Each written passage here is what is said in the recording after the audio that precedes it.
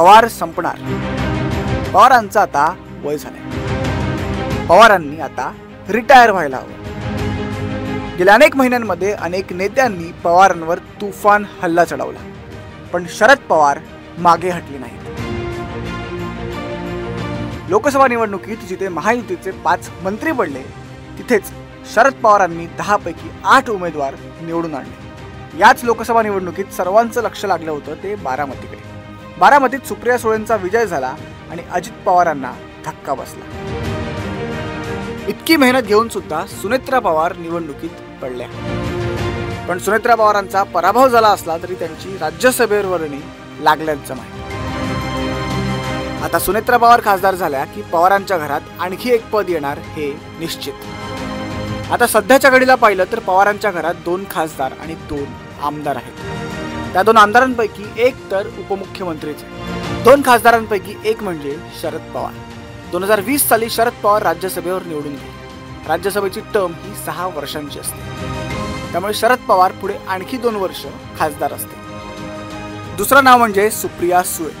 2024च्या लोकसभेत सुप्रिया सुळेंनी सुनेत्रा पवारांचा पराभव केला आणि 4थ्यांदा खासदार झाला.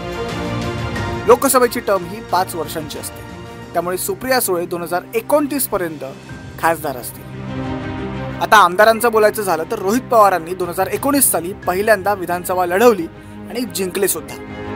विधानसभेची 5 वर्ष आता संपल्यात जमायत, त्यामुळे रोहित पवारांकडे आता फक्त काही महिने उरलेत. पवारांच्या घरातील दुसरे आमदार म्हणजे अजित पवार. 2019 साली अजितदादा आमदार झाले. महाविकास आघाडीच्या काळात ते उपमुख्यमंत्री राहिले.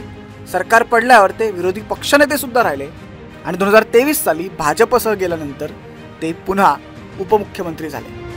आता सुनेत्रा पवारांविरोधात कोणीही राज्यसभेचा फॉर्म भरला नाही, त्यामुळे त्या बिनविरोध जिंकतील यात शंका नाही. सुनेत्रा पवारांनी प्रफुल्ल पटेलांच्या जागेवर फॉर्म भरलाय. 2022 साली प्रफुल्ल पटेल खासदार झाले, त्यामुळे टर्म मधली 2 वर्ष ऑलरेडी संपली आहेत. सुनेत्रा पवारांकडे उरतात फक्त 4 वर्ष. पवारांच्या घरातील पदांचा सिलसिला इथेच थांबत नाही. युगेंद्र पवार विधानसभा लढवतील अशी चर्चा सुरू आहे, त्यामुळे आगामी काळात पवारांच्या घरात आणखी एक पद वाढलं तर नवल वाटायला नको. ब्युरो रिपोर्ट, एबीपी माझा. एबीपी माझा, उघडा डोळे बघा नीट.